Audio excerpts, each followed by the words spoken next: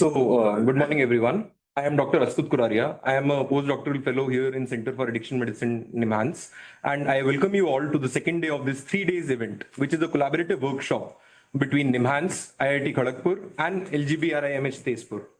With me here at NIMHANS are Professor Sanjeev Jain, who is also the first speaker for the day, Dr. Deeptadi from LGBRIMH, and many other team members from all the three teams. Professor Animesh will be joining us shortly. We also have Dr. Sachin from Ekjut and Mr. Nanjagowda and Dr. Raina from Institute of Public Health. These are experts who work at the community level providing mental health services to the underserved. In the spirit of nothing about us without us, we also have persons with lived experiences of mental illnesses attending these sessions here at NIMHANS, online, as well as at LGBRIMH Facebook. To protect the confidentiality of participants, we will not have a round of introductions. However, you are free to introduce yourself when you ask a question or interact with the panelists. Before starting the proceedings, I would like to just remind all of us some housekeeping rules. We are a heterogeneous group, 300 plus participants from mental health professionals, computer science experts, and lived experience persons. Online participants can ask questions in the Q&A section of the Zoom app. We will collate and discuss them. Please be nice and respectful. Throughout the day, we will have Ms. Meghna and Mr. Manoj to help us with the tech support. So if you have any problems, please put in Q&A and they will respond. Dr. Prakriti is also here, collating questions in Q&A sections for discussion at the end of each session. Professor Sanjeev. Hi. I hope today will be as exciting as yesterday with lots of multidisciplinary learning. Each day has a theme. And so today, the theme is methodological Anglocentrism and cultural loss. Let me now invite Professor Jain to deliver his talk, which is titled Cultural Variations in the Expression of Distress and Implications for Language-Based Diagnosis of Depression. Sir is an Emeritus Professor of Psychiatry at NIMHANS. He brings dual expertise, a clinician and a historian of psychiatry. I would like to request Sir to start the talk. Thank you very much for this invitation, all of you. As is obvious, the name Emeritus means matches with the gray hair, and I've been around before computers were invented. So my experience in this whole field is a lived experience of sorts, because we were here when the first floppy disk arrived with 5.5 inches. Is it changing? No, I'll change it. I haven't changed it yet. So, and since I've already been referred to as somebody who's interested in the history of psychiatry, the history of depression itself starts sometime in the 17th century, as we know it now. It's not as if people weren't upset before that. Obviously, all of human history is filled with people getting all kinds of negative emotions and mythologizing it. The actual documentation of depression as a condition is prefaced by this book called The Anatomy of Melancholy, written sometime in the 17th century. And it's a classic. It's about 400 pages long. And it describes in pictorial terms all the issues that people with depression face. So jealousy, solitude, love of hypochondriacal feelings, unrequited love, very superstitious and fearful, and ultimately coming to a state of madman. Each, like the books of the first books of the printed world, these often had universal symbols. The stork and the kingfisher were symbols of love, much like Hindi songs, Do Hanso Ka Joda. So a pair of storks was always a sign of love and togetherness. And any bird or animal which was alone was assumed to be lonely and in solitude. So any animal like owls and all, which were living alone, was automatically a symbol of depression. And this kind of semiology of depression was shared right from England to Japan. So over the entire Eurasian landmass, which I am familiar with in terms of symptoms of depression, it had the same thing. You can read, ill on a journey, my dreams roam around over withered fields. So this idea, what we call nihilistic delusions, that everything is withered, everything is dying, was recognized by Basho somewhere in the 16th century. In my new robe this morning, someone else, a feeling of depersonalization or ennui, which is a typical symptom of depression. Seasonal mood disorders, new year, feeling broody from late autumn. So these kinds of, even the nitty-gritty details of seasonal winter depressions were picked up by the 13th and 14th century.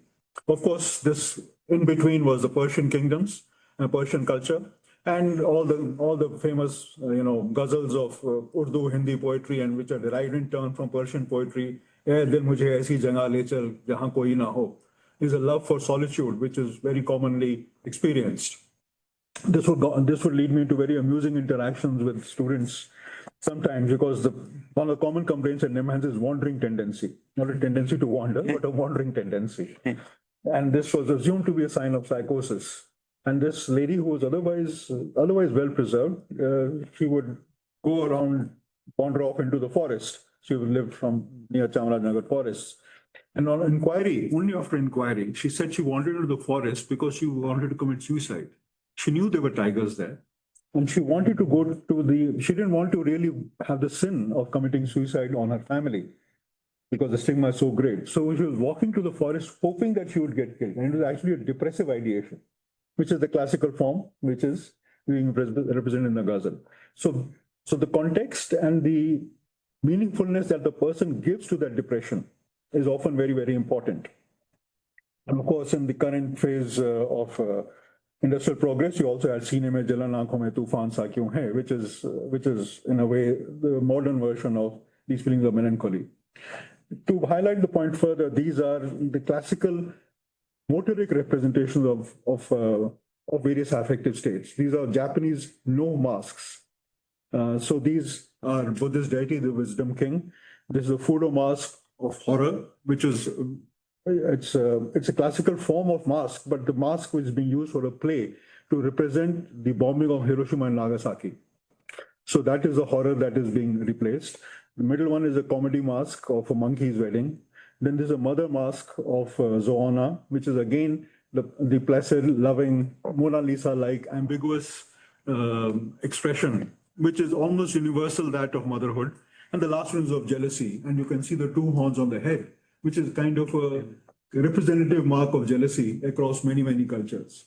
So these kinds of non-verbal expressions of certain mood states or certain psychopathologies are also shared across cultures. It's not just the linguistics. It's also the cultural idiom of representation in poetry, in sculpture, in body movements, which is expressed. In India, of course, we've had the within the orthodox Hindu rules of grammar and of Natya Shastra. So anybody who is familiar with the Bharatanatyam will realize that the Natya Shastra codifies the experience of emotion, because according to Indian notion of psychology, emotions cannot really be put into words. The moment you put them into words, they cease being an emotion and become a noun. And an emotion and a noun cannot theoretically be the same thing. You're talking about an emotion is different from experiencing an emotion. And therefore, according to Natya Shastra, the point is to convey the outward expression of emotion in a way that the other person has a similar emotion engendered in them. So the motoric expression of emotion becomes expression of your experience, which is sufficient enough to cause the same experience in the perception, in the person who's perceiving it. So all the actions of Bharatanatyam are codified to convey that. And I presume that's true of all dance forms. I mean, I don't know much about Bharatanatyam either, but this is as far as psychopathology is concerned. Okay. So, and of course, within the theories of emotions themselves can be sattvic, rajasic, and tamasic of different kinds. And there are accessory states and expression of emotion for each emotional state and the correct body measure, body representation.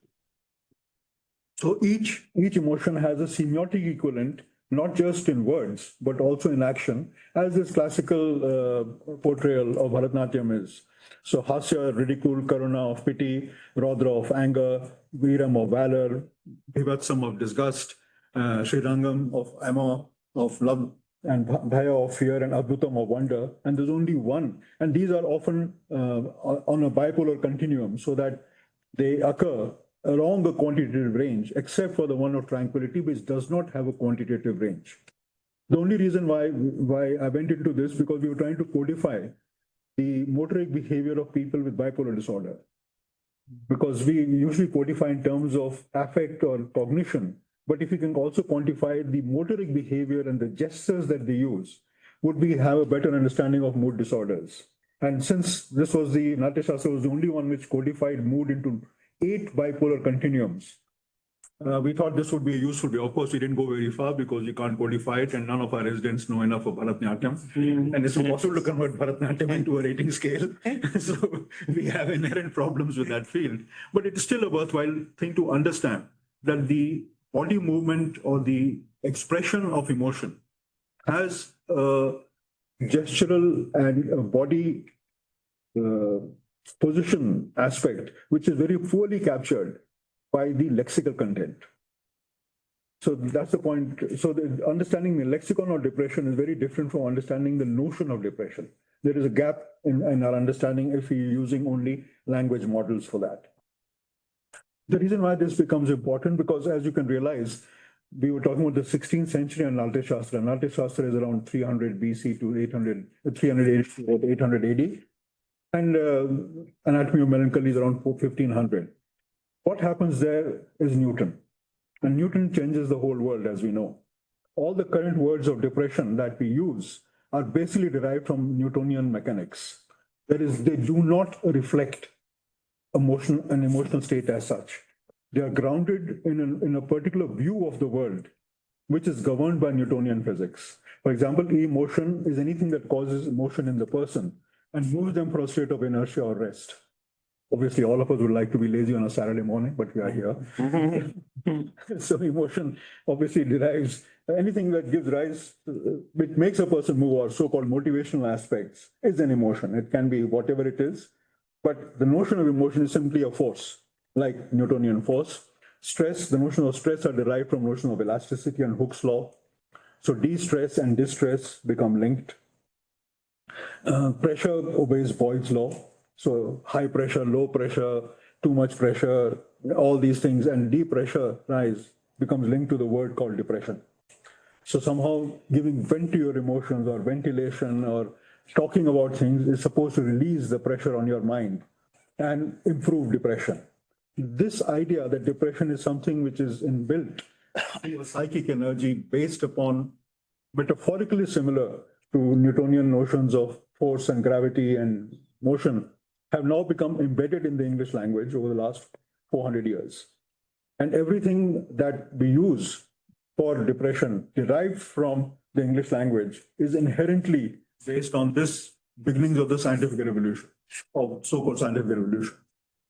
And since these were positioned at that point in time, and societies which acquired this scientific or industrial profession later were thought to be, therefore, automatically backward, because you're acquiring these ideas 100 years or 200 years or 300 years after the so-called West has been in use, all of them. And these ideas of the cultural, linguistic, and societal differences in emotion themselves get lost in translation. As you realize, pre-15th century, the words are almost similar. You can read a Greek comedy, you can read a classic Japanese comedy, you can read Kalidasa, the plot lines will be same. The characters will be almost similar: valiant kings, duplicitous wives, jealous others, and the whole things will be almost the same. But post-Middle Ages, things become slightly different. And that also coordinates with, in a sense, the growth of psychiatry. So I'll skip, we won't go into all this in detail, but by the end of the 20th century, you had two broad models of emotional theories. One, it is an instinct, because it is an instinctual response of fear, happiness, sadness, etc. There's a sociobiological imperative to it. It is a drive, because people like to be happy and avoid being sad. It is incentivized. You try to improve. You try to indulge in more behaviors which will give you a sense of happiness or accomplishment.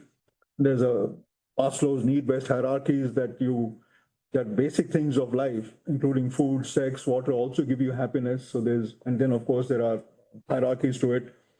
There's a cognitive aspect to it in which, because of the language and because of the way the human brain attaches meaning to things around, either in their own memory or in the physical world around, there's a whole cognitive framework built up. So colors become emotional of sadness. In the old days, the color of the bouquet you gave to your what a romantic interest had hidden meanings. Whether it was a blue flower or a red flower or a pink flower actually had meanings. So one can attach affective symbols of affective expectancies to almost anything. And of course, there's physiological arousal because the whole field of psychophysics and therefore the autonomic theories of emotion arose from that. And then there are, as I mentioned, behavioral and non-verbal aspects. On a broader philosophical construct, Cutting, who's a psychiatrist, has pointed out that there are competing theories of emotion. One is that the mind is completely passive. All emotions are basically physiological phenomena. You feel emotions because your heart is racing. It's a proverbial chicken and egg. Is your heart racing because you're happy, or is you're happy because your heart is racing? So it goes on and on. So whether whether emotions exist only as a term of bodily change, or is there a notion of active mind which controls the body, or is it just the body, which is no mind involved, which is the classical behaviorist school? And then there is the initiate action, which is the motivational thing. And of course, back to the Natya Shastra, none of the above, that emotions are actually a unique, ineffable construct which cannot be defined actually in words. The moment you put emotions into words, they lose their actual meaning. So by the beginnings of psychiatry, all these things became characterized by classical bodily feelings of having nightmares, of having not very interested in activities, including hedonistic activities like sex, or actually becoming completely, in that term, insane in the 19th century. So these are accompanied often by the things that you've been discussing: bodily feelings of weakness, lassitude, feelings of capacity, feeling of insufficiency, that one is not good enough, or apathy, which is a lack of a feeling of having lost all feelings. So, for example, there was a patient I saw many, many years ago, probably when I was a medical student, who came for treatment. He was a devout Hindu, and he had gone to some ashram in Haridwar where he had stayed for 6 weeks, and the predominant thing was that everything is Maya. Dunya sab Maya hai, and this nothing is real, and all that kind of stuff. He was a fairly successful lawyer, and he was sitting at home, and his grandchild fell off the bed and cut his head and was bleeding. And in his head, it was all Maya. So he didn't get up to help the child. At that point, he felt that, no, this is something wrong. Maya is all nice, but I should be responding to this child. So he came himself for treatment. So, but this idea of having lost feelings, of the intense depression that often happens, is also a very real symptom of depression. Changes in feeling tone, increase or decrease, including increased empathy, and I'll be coming to that in a humorous way otherwise. But this feeling tone is a very difficult concept because it goes back into a particular point of 200 years ago when Immanuel Kant defined the structure of the mind as having cognition, coordination, and affect. And the emotional tone leaks into cognition and motor behavior. So that is the emotional tone that is being talked about. Just like with Natya Shastra, the emotional tone leak is actively introduced into your motoric behavior. Here it leaks into your motoric behavior. So that patients end up talking or behaving in a heroic manner, or adopting postures of being film stars or Shah Rukh Khan or Amitabh Bachchan or whatever, including increased empathy. So they get very affected by others. Then, of course, you have unattached feelings, unattached anxiety, agitation, or elation, and create a completely private world. Now, this is a definition of morbid emotions as defined by Jaspers and Fish. Now, but this full process became possible only in the last, let's say, 200 or 300 years. Because before that, including in Ayurveda and in most places all over the world, nobody talked to a madman. The idea that you could talk to a madman and actually discern the logic behind the madness is a very new idea. Again, as part of the scientific revolution, that there should be a reason for everything. There should be a reason for unreason also. So this idea that there should be a reason, that we should be able to deduce the reasons for every phenomenon on Earth, is a particular ideology of the last few hundred years. And because the care of mentally ill was shifted from the churches and I guess not so much of temples and mosques, but because the churches got shifted to hospitals, the doctors started using understanding emotions just the way you would understand a heart. So the heart is beating regularly or not? Is there a murmur or not? Is the pulse reactive or not? Does it skip a beat or not? So same thing goes with emotion. Does your heart, and this again goes back to a huge historical account. I'm sorry, I'll keep going back and forth into history, but just to tell the point. So there's a case note, apparently of Ibn Sina himself, about a young man who's very depressed. And even the Arabic physicians recognized a love of ghazals as a symptom of depression. And so the family took him to the doctor, doctor felt his pulse and asked the family members to recite the names of all the girls in the neighborhood. At a particular name, his heart skipped a beat. And he said, get him married to that girl and the depression will be gone. So the idea is not the humor of it. The idea is that the link between psychophysiology or heartbeat, emotion, and society was being made even 1,000 years ago. That all these are linked phenomena, that you can actually measure these or assess these in a system. Now, about 150 years ago, this was this kind of dissection of affects reached its logical end, and therefore a new beginning, in which the actual physical nature of the depressed mood could be measured. Anybody who's a psychiatrist will understand that's a very good fold. The furrowed brow, the classical experience of tearfulness, of crying. These were described in great detail, so that the precise muscle and facial expression changes which accompany depression could be documented. Okay, so this kind of, and of course there was a notion of time. So the constant gloom or various kinds of things were also described by the early 19th century. And of course, by then Darwin came up and recognized that the emotional responses are actually shared across many animals. Now, this was a very drastic change because although not many religions attribute souls to animals, but they're always there in mythologies. But as a thinking human being in the last 500 years, we have not usually thought of animals as having the same cognitive experiences as humans. Darwin, of course, in his wisdom, felt it was just the same because he felt all brains and all animals are basically the same, which is true of many phenomena that we see. For example, this is a part of a lecture that something that we worked on. So in the closely related primates like langurs and macaques, you get a large number of solitary macaques like the Arunachal macaque or the lion-tailed macaque, which live their life in complete solitariness and come together only to breed. And they do not seem to have the elaborate grooming behavior, and therefore they are almost extinct. Whereas the common rhesus macaque, which is on the other side, shows elaborate grooming behaviors. They can clean each other's noses, they spend a lot of time grooming each other, and sometimes they even do conspecific, they even clean the ears of langurs if they can get over their initial fear. The reason for this is because they also have very elaborate postpartum depression episodes. They have a complete ritual of how a baby how the mother who's lost a baby is to be looked after. They will offer their own baby as a substitute to the one that has lost a mother, who has lost a baby. They will give them their own baby to play with, which is unheard of in animal behavior. And then they will go and bury this other dead child, which the mother has been carrying, far away from their tribal grounds. So they literally do psychotherapy. Okay. But all this is contingent on the fact that they can see that a fellow macaque is depressed.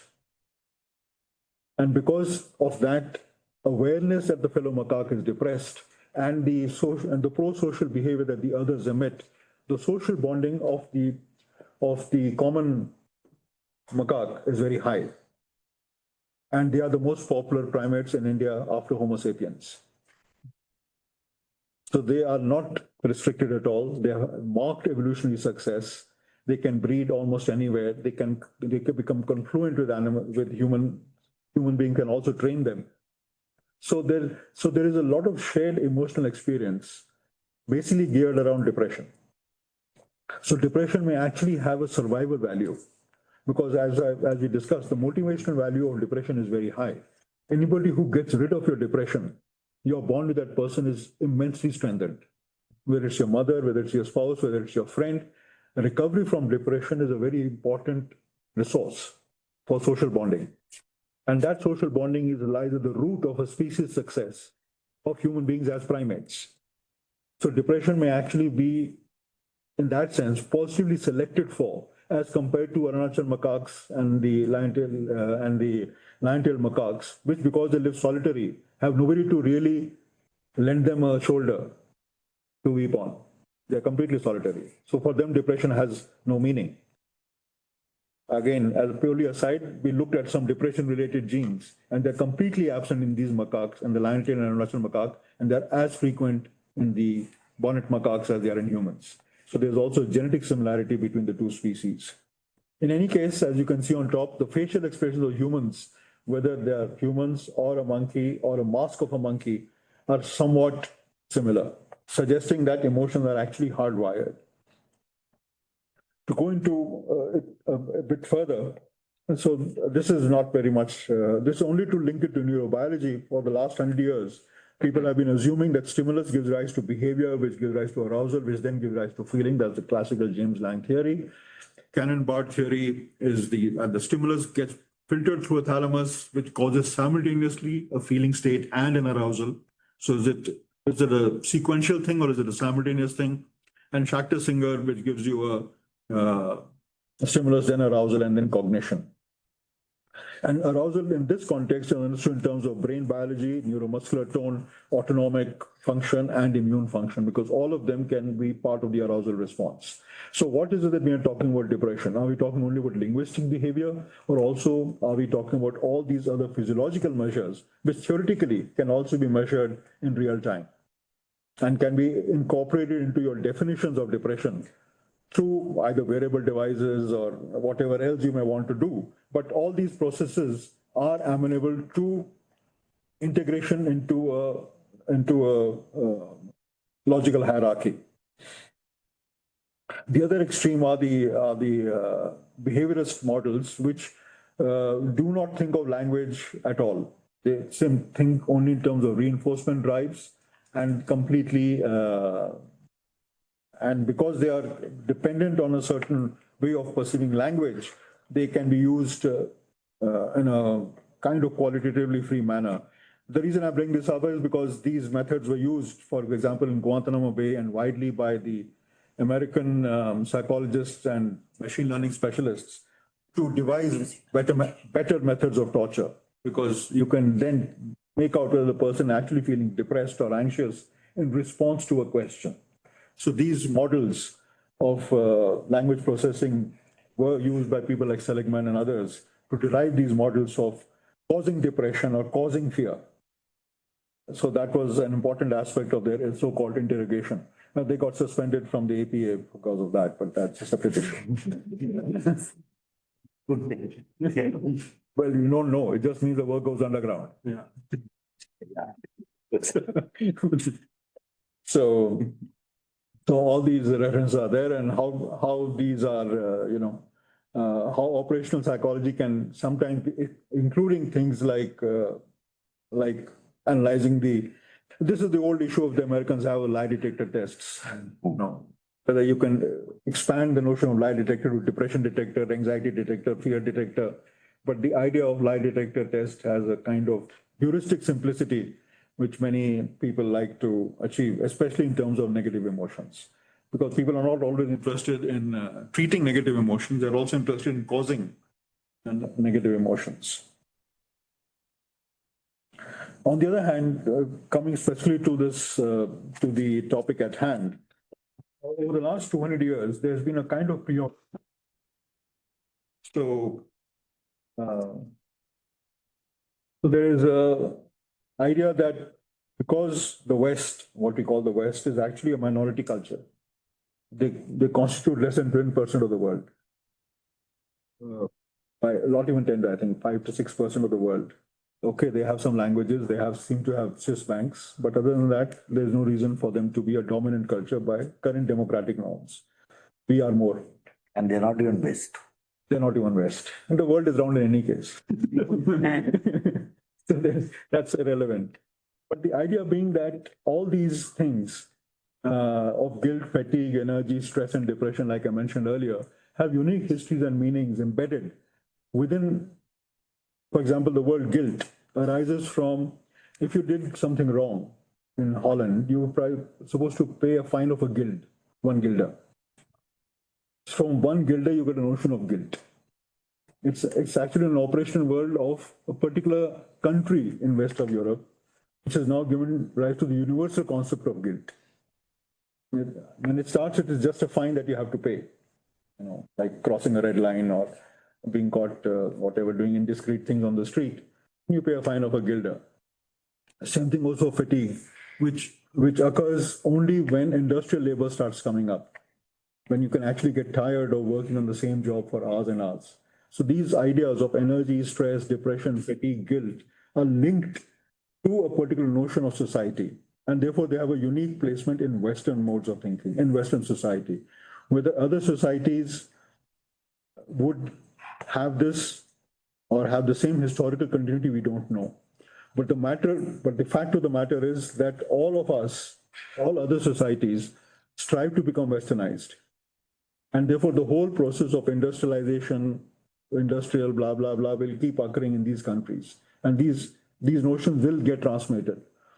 Somatization is again a peculiar concept with high rates in non-Western societies all over the world. You were talking about it earlier when I came in, Dirkadar, then all those things.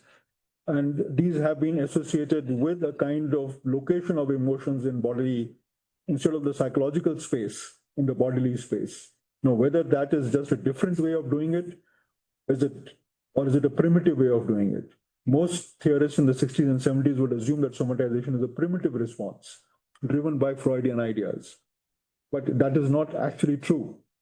So whether we should really rid ourselves of that stigma. Now, this was a recurrent theme in the 70s and 80s and 90s in India, where we try to think of culture as being the defining difference between India and the West, that we have a very different way of doing psychotherapy. We have a social self rather than an individual self. We have a communal self versus an individual self, and that can be both positive and negative. Because the idea was that these notions of psychology don't apply to India. Now, this was made very explicit in many writings, right from Govind Swami to Govinko Barao to Shyam Sundar at NIMHANS. Govind Swami and Shyam Sundar being ex-NIMHANS and Govinko Barao being ex-student of NIMHANS. So these ideas of using Vedic and Upanishadic norms of ideal life became prominent. Now, this is in complete contrast, and which is what then this got increased even further in the 70s and 80s. These are all, again, people from the length and breadth of India. Erna Hawk is from Srinagar, Surya and Jayarama from Malleshwaram and Pondicherry. So they are as local as you can get. That the whole of Indian psychiatry uses conceptual frameworks which are wholly foreign to the milieu of his birth and habitation. Now, this is very nice to say, till you realize that Surya would deliver lectures at NIMHANS directly from German. He was aware of Indian mythology too, but the textbooks, since there was no translation of Jaspers available at that time, he would take the German textbook and hold class for 2 hours, reading the German aloud and translating it. So what does foreignness mean? Does foreign mean only English but not German? Why German and not English?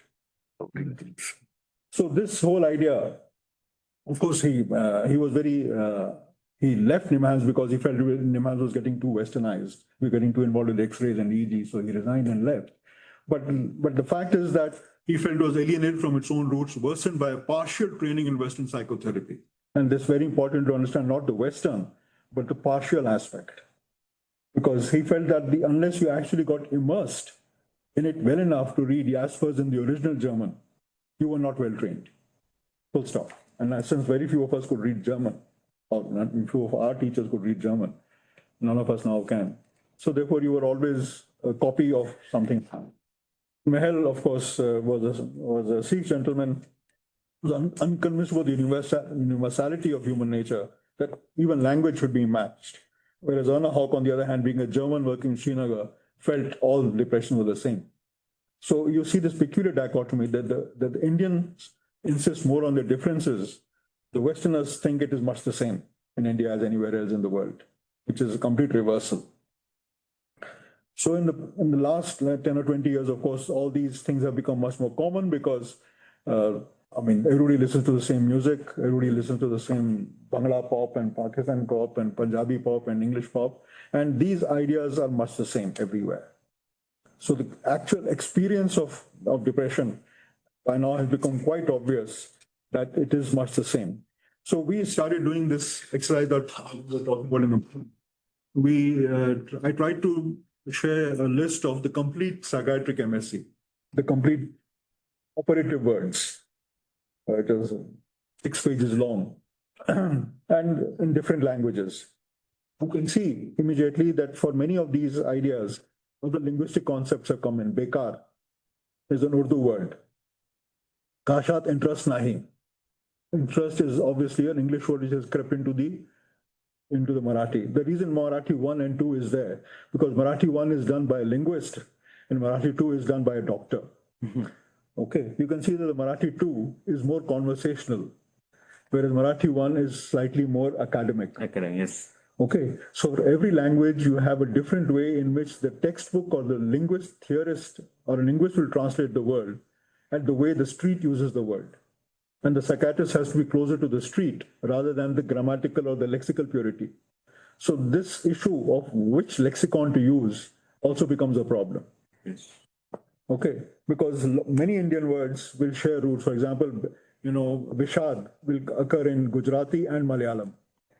Now, if you try to tell people in general that Kerala and Gujarat have the same politics, you will be in deep trouble. But as far as language is concerned, it is somewhat similar.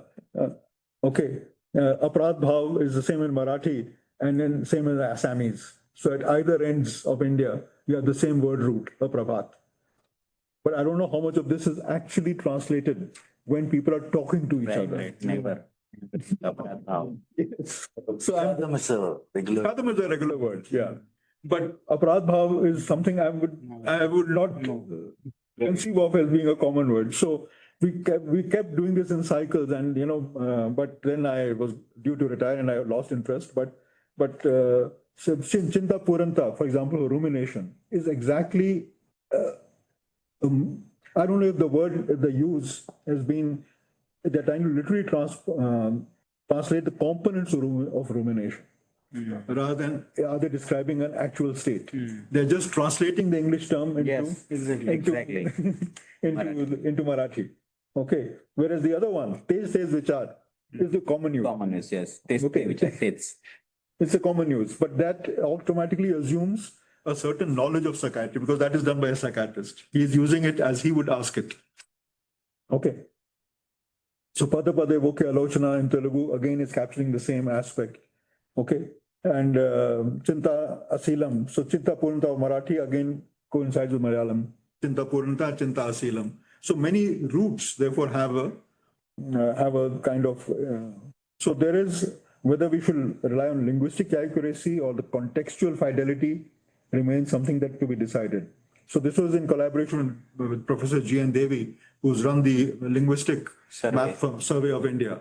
So we used his lexicon dictionaries to arrive at this, and we hope to continue the work provided we have enough manpower to do it. But it's huge. It's huge. It's huge. Yeah, I mean, I went to the physical section in some library here. They have all the volumes in one cupboard and tapes. So it's a worthwhile effort because they've already done it. So it's easy. Of course, in the more current era, there's a paper from PNAS which tries to do the same thing across various Nigerian languages, and they find that they are reasonably good. that the ChatGPT models are much better than dictionary-based models, which is what we just pointed out. They can offer reasonable accuracy across languages and contexts and require no training data. And they may supplant automatic text analysis. What is interesting is with lesser resource languages and non-weird populations. I always find this weird population a bit of weird, but since it's acceptable, acronym these days, we have no choice but to accept it, just like we accept being brown. So it's the same thing. We are weird brown people. That's all. But the point that other critics have pointed out is that in all this language procession, everything that is in green, that when you talk about terms of exploitation, oppression, state violence, war, genocide, disease, famine, ecocide, depression, death, for none of these do we find, for all of these, we should find local meanings. For all of these, we have to find local explanatory models, because these are also as much important as depression itself. Why are we not worrying about the local language of genocide, of disease, of famine? Why are we focusing only on depression when the negative states of society itself also need to be translated and incorporated into our day-to-day thinking as the causes and the consequences of depression? So just doing it purely by language, therefore, restricts our view. And of course, it gives rise to a gradual standardization of the idea of depression. Are we becoming homogenized to become what used to be called now, it's considered a racist term, wogs, white orientalized gentlemen, or coconuts as they are called, brown on the outside, white on the inside. Are we all becoming coconuts? They're using all this. And there's a complete absence of subjectivity and inherent ambiguities. And where we run the risk of becoming a mirror of weird societies. That may not be a bad thing, because after all, we all use Mac and we all use cell phones, and we all want to buy Audi cars and BMW cars. Even our high and mighty insist on BMW cars. So we are becoming westernized in every sense of the word. So what's wrong with this too? I must tell you, this is being recorded. My friends are BMW cars. I'm just a fair warning. Some of us still have a government job. I was so happy he was getting into this. I know, touching all the right points for you. But notice, this is a very interesting paper which came out in 2019 or so, which looked at rates of depression over 30 years. Okay. Now, in the first chart is long ago, 25 years ago, 1990. And notice the low rates, which you can't see very well, but since you'll have the slides, the ones in green are Papua New Guinea, parts of Southeast Asia. The tribal populations have lowest rates of depression.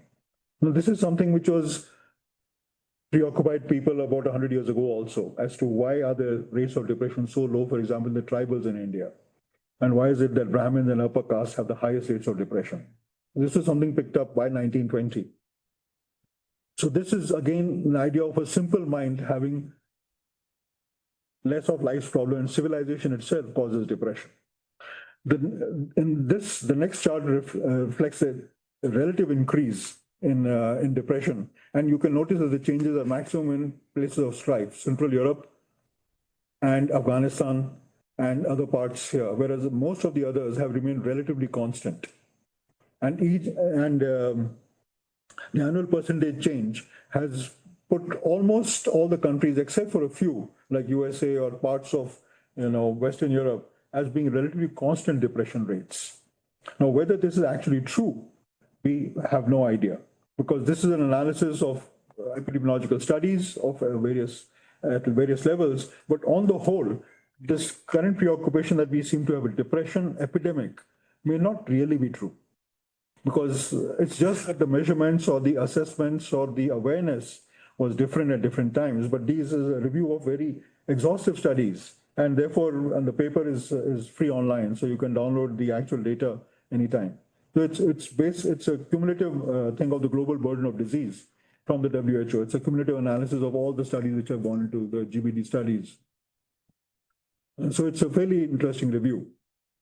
So this will bring me to the end. So this is a favorite novel, short stories of mine, which were written sometime in the 50s, which has been a kind of a Bible. I read it well and I think I was in second year medical school. So the idea was to invent a drug called altruisine. Altruisine will ensure untrammeled trail of brotherhood, cooperation, and compassion, and all depression will disappear because you'll be all altruistic. It is tasteless and odorless, and 1 millimicrogram is enough for 100,000 individuals. So you can mix it in the water and make the whole nation have universal brotherhood. And it ends in a very sad state because not because it transmits all emotions, including toothache and fractures and heartaches. So nobody really wants to experience your toothache for you. And it's kind of comedy, but this is by an author called Stanislaw Lem, who is the guiding god for Google, for example. So this is the 50th anniversary of this particular book, which is celebrated by Google, because he's a techno-dystopianism. He does not feel that technology will give rise to utopia. And this is considering the fact that he's writing in the 50s and 60s. It's a particularly impressive piece of philosophy. He's a doctor by training, and he's very unconvinced that technology will ever have the answers to real problems of living. Of course, he also places, you can't read that, so I'll read it out for you. As you know, that speak of a race of paleface who concocted a robot kind out of a test tube, though anyone with a grain of sense knows that this is a foul lie. For in the beginning, there was nothing but darkness, and in the darkness, magneticity, which moved the atoms, and whirling atom struck atom. Current was created, then light, from which stars came, then the planets cooled. The sacred statisticality gave rise to microscopic proto-mechanoids, which gave rise to primitive mechanisms which could not calculate. But thanks to evolution and natural subtraction, they multiplied and produced a servostat, the missing link, and came our progenitor automata sapiens, which is the LLM models. So he predicts this way back in 1955, that human beings are just an accident. It could be the new Bible. It could be the new Bible, which is why Google celebrates it. So it's a book worth reading. Because as Jacob Jaron Lanier, who's also part of this whole AI business, is that the danger of AI isn't that it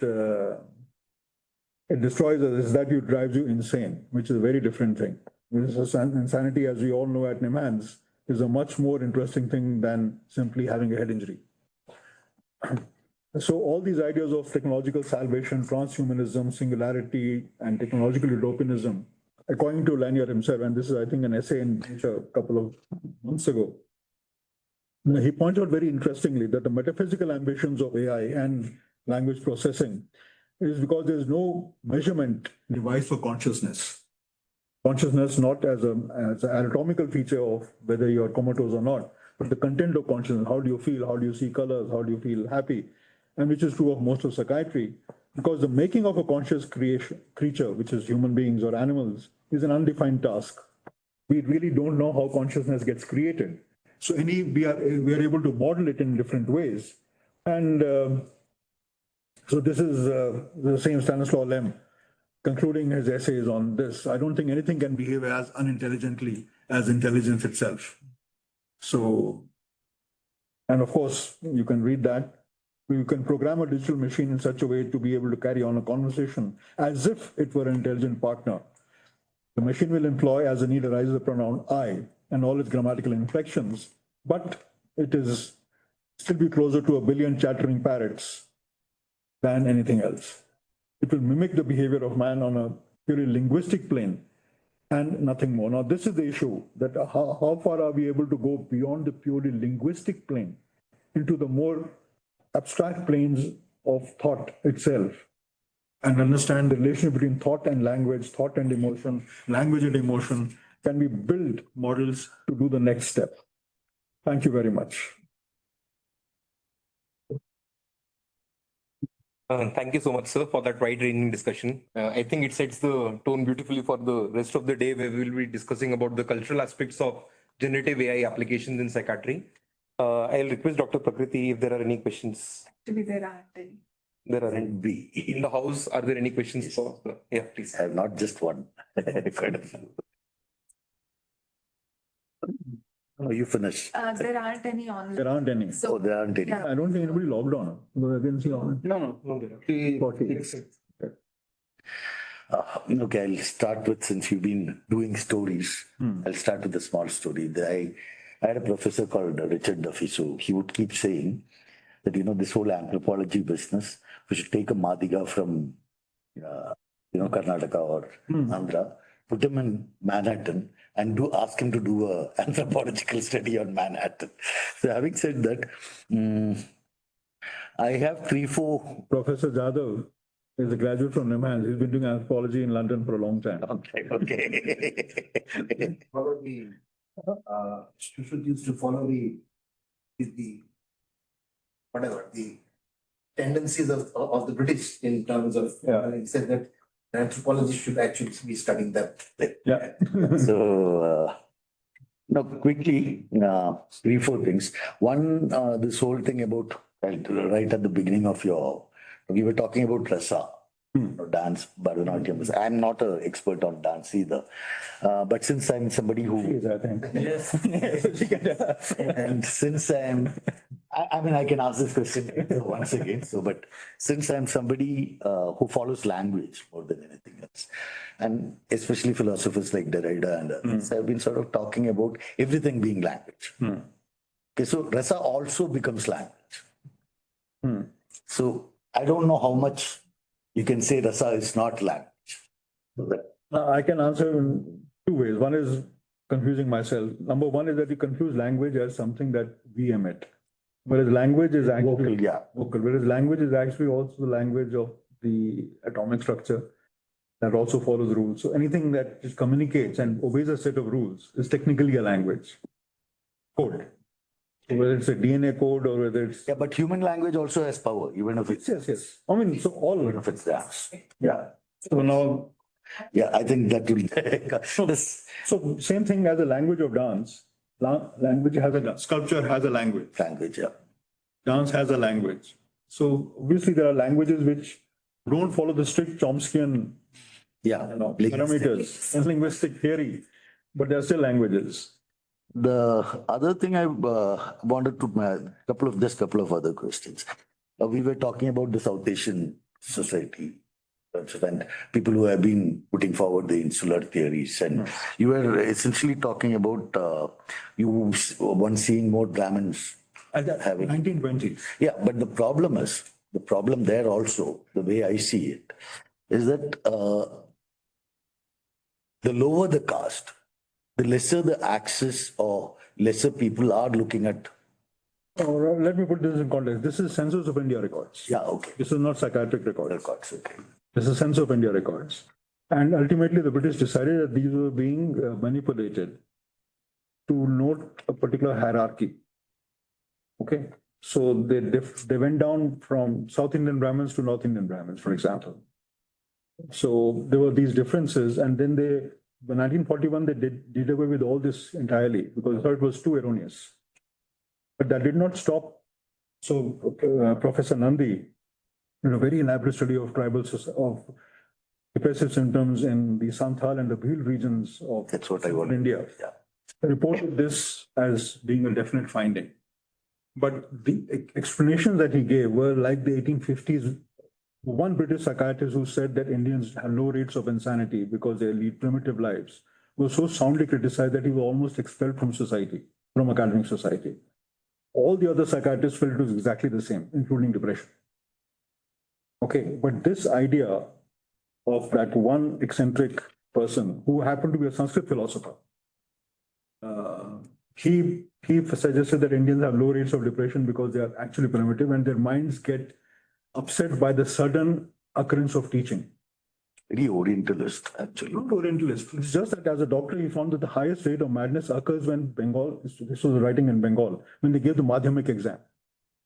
Any of you are from Bengal? Okay. So Madhyamik exam was the biggest single cause of precipitate factor of madness. So the idea that education itself disturbs a mind, as they said, of torpor, which has been an intellectual torpor for 1,000 years.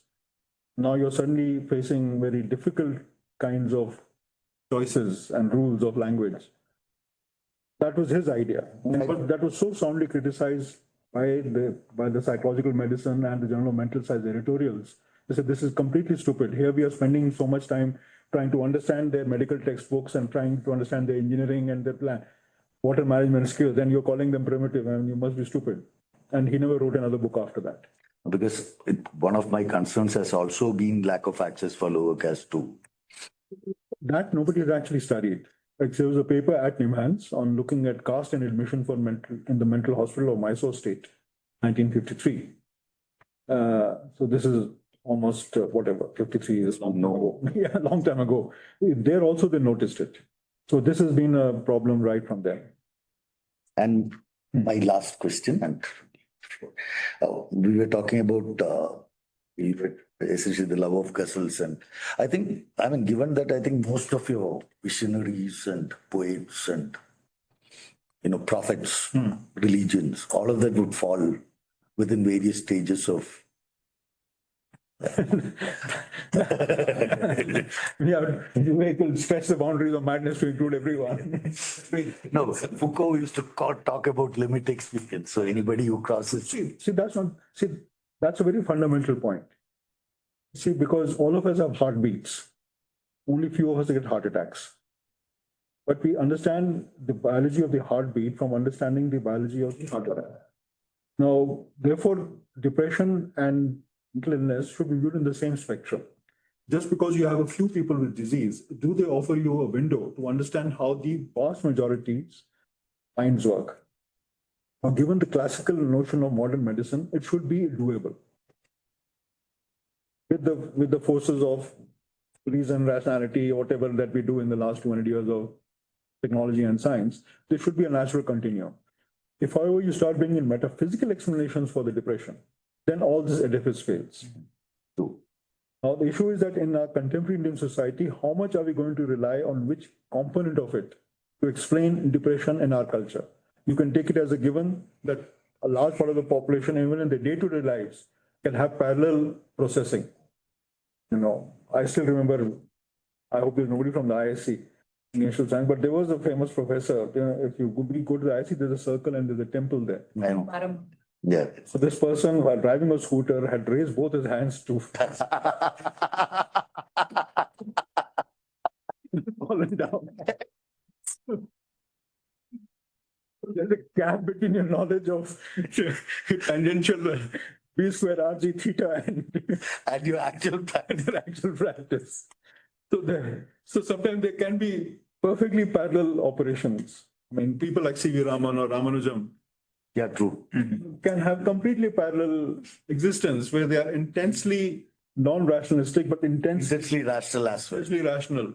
So whether that is also a way that we should recognize that both the metaphysical and the so-called rational worlds can be used simultaneously to understand depression in the way that we are trying to understand it in a social context. Do we need to bring that parallel processing, which is true of a lot of South Asian existence, to our day-to-day understanding?